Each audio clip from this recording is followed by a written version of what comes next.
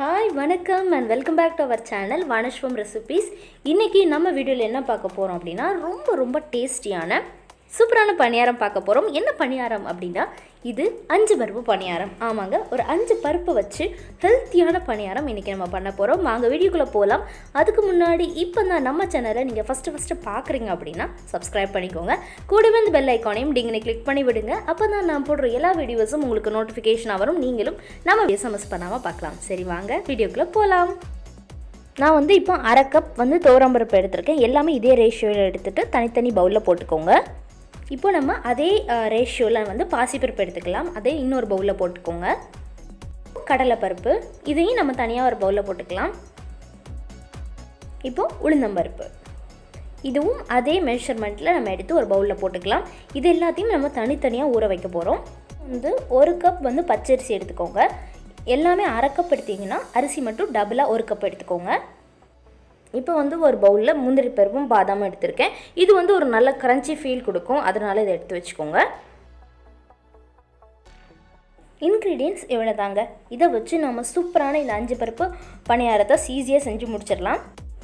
இந்த recipe tasty மட்டும் இல்லை, ரொம்ப ஹெல்த்தியான ரெசிபியும் கூட. இப்போ இதில் எல்லாத்தையுமே நம்ம தண்ணி விட்டு வச்சிடலாம்.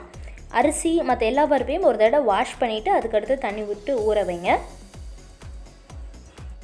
நீங்கள் எல்லோரும் பார்த்துட்டு என்னடா 4 பருப்பு தான் இருக்குது, இவன் என்னென்னா 5 பருப்பு பணியாரம் அப்படின்னு சொன்னாலே நினைக்காதீங்க. முந்திரி பருப்பு பாதாம் பருப்பு அதையும் சேர்த்து தான் மொத்தம் 5 பருப்பு பணியாரம். இப்போ கடைசியாக அந்த உளுந்தம்பருப்புலேயே நம்ம தண்ணி விட்டுக்கலாம். இது எல்லாமே தண்ணி விட்டு நான் முதலே சொன்ன மாதிரி நல்லா வாஷ் பண்ணிவிட்டு அதுக்கப்புறமா விட்டு வச்சுக்கோங்க. இது எல்லாமே ஒரு 2 மணி நேரம் நல்லா ஊறட்டும்.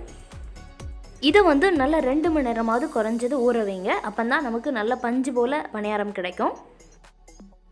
இப்போ 2 மணி நேரம் கழித்து நல்லா ஊறிடுச்சு. அந்த பருப்பெல்லாம் பாருங்கள் நல்லா புசுன்னு வந்துடுச்சு. இப்போ இதில் இருக்க தண்ணியை ஃபுல்லாகவே நம்ம வடிகட்டிடலாம்.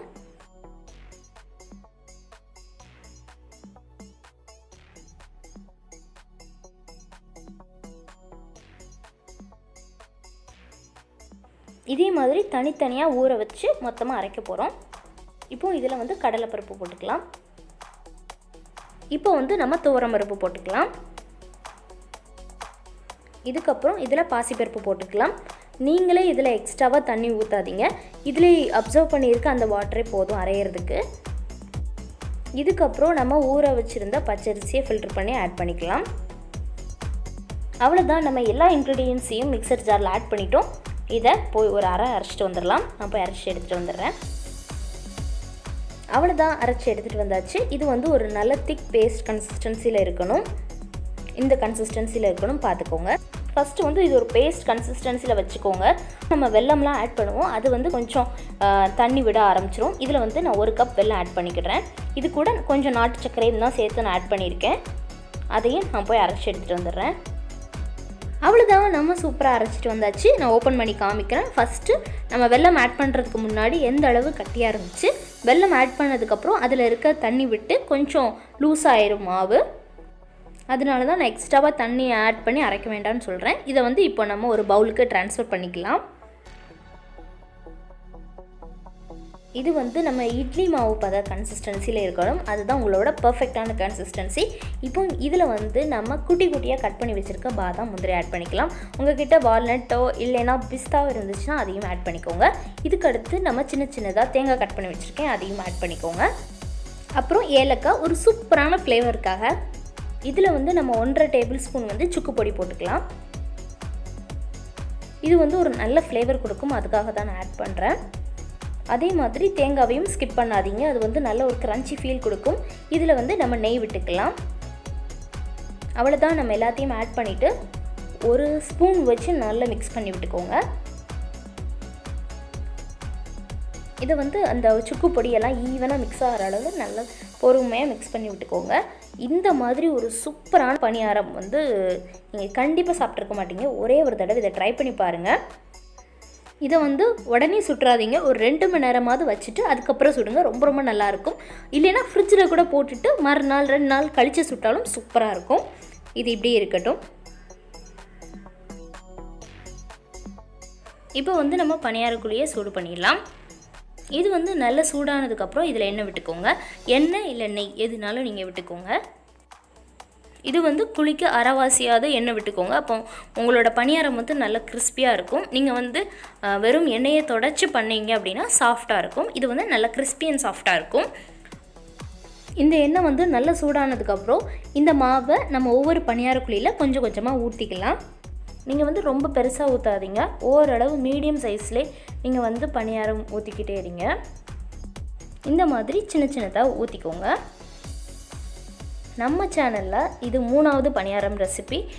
இது வரைக்கும் நீங்கள் மிச்ச 2 பணியாரத்தையும் பார்க்கல அப்படின்னா அந்த லிங்க்கை வந்து நான் டிஸ்கிரிப்ஷன் பாக்ஸில் தரேன். பார்க்காதவங்க போய் பாருங்கள். கண்டிப்பாக அந்த பணியாரமும் உங்களுக்கு ரொம்ப ரொம்ப பிடிக்கும் அப்படின்னு நினைக்கிறேன். அதே மாதிரி நீங்கள் வெல்லம் ஆட் பண்ணும்போது அந்த ரேஷியோவை பார்த்துக்கோங்க. ரொம்ப ஆட் பண்ணிட்டீங்க அப்படின்னா ரொம்ப இனிப்பாயிடுச்சு அப்படின்னா அந்த பணியாரக்கல்ல இருந்து அந்த பணியாரம் வந்து வரதுக்கு ரொம்ப கஷ்டப்படும். அதுக்காக தான் கரெக்டாக இனிப்பை வந்து சேர்க்கணும். அதே மாதிரி ரொம்ப கம்மியாக போட்டாலும் இனிப்பு இல்லாத மாதிரி இருக்கும். அதனால நான் போட்ட ரேஷியோவில் நீங்கள் கரெக்டாக போட்டுக்கோங்க. நீங்கள் வந்து ஃபஸ்ட்டு செய்யும்போது நல்ல தாராளமாக எண்ணெய் விட்டு செஞ்சு பாருங்கள். ரொம்ப ரொம்ப நல்லா வரும். 2வது ட்ரிப்பு ஊற்றும் போது நீங்கள் எண்ணெய் ஆட் பண்ண வேண்டாம், டைரெக்டாகவே நீங்கள் ஊற்றிக்கோங்க. ஏன்னா நீங்கள் ஃபஸ்ட்டு எண்ணெய் இல்லாமல் பண்ணிங்க அப்படின்னா அந்த கல்லில் இருந்து வர்றது கொஞ்சம் கஷ்டப்படும். அதுக்காக தான் கொஞ்சம் நிறைய எண்ணெய் விட்டுட்டு அதுக்கடுத்து போக போக எண்ணெயை குறைச்சிக்கலாம். இது வந்து அந்த சைடு நல்ல கோல்டன் ப்ரௌன் ஆனதுக்கப்புறம் ஒரு ஃபோர்க் வச்சு திருப்பி போட்டுக்கோங்க. இது வந்து ஒரு சூப்பர் கோல்டன் ப்ரௌனில் வரும். இதோட கலரே வந்து ரொம்ப அப்படேசிங்காக இருக்கும். எடுத்து அப்படியே சாப்பிடணும் போல் அவ்வளோ ஆசையாக இருக்கும். அதே அளவில் அந்த அளவில் ரொம்ப ரொம்ப சாஃப்ட் அண்ட் கிறிஸ்பியாக இருக்கும். வெளியே லேயர் வந்து நல்லா கிறிஸ்பியாகவும் உள்ளே வந்து நல்லா சாஃப்டாகவும் சூப்பரான பணியாரம்.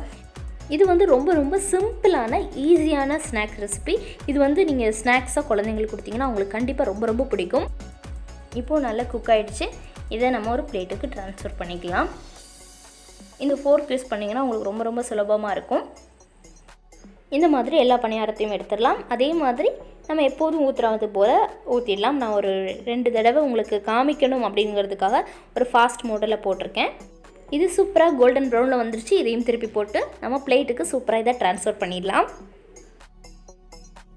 அவ்வளோதான், நம்மளோட சூப்பரான பணியாரம் ரெடி ஆகிடுச்சு. உங்கள் எல்லாத்துக்கும் கண்டிப்பாக இந்த ரெசிபி ரொம்ப ரொம்ப பிடிக்கும் அப்படின்னு நினைக்கிறேன். கண்டிப்பாக இதை உங்கள் வீட்டில் ட்ரை பண்ணி பாருங்கள். ட்ரை பண்ணி பார்த்துட்டு எப்படி இருந்துச்சு அப்படிங்கிறத எனக்கு கமெண்ட் பண்ணுங்கள்.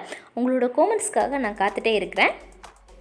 அதே மாதிரி உங்களுக்கு இந்த வீடியோ பிடிச்சிருந்துச்சுன்னா லைக் பண்ணுங்கள். உங்கள் ஃப்ரெண்ட்ஸ் அண்ட் ரிலேட்டிவ்ஸோட ஷேர் பண்ணுங்கள். மறக்காமல் நம்ம சேனல் வனஸ்வம் ரெசிபீஸை சப்ஸ்கிரைப் பண்ணிக்கோங்க. நான் இதே மாதிரி சூப்பரான இன்ட்ரெஸ்டிங்கான ரெசிபீஸோட நான் உங்களை நெக்ஸ்ட் வீடியோவில் சந்திக்கிறேன். Until then, thanks for watching this video. நன்றி, வணக்கம்.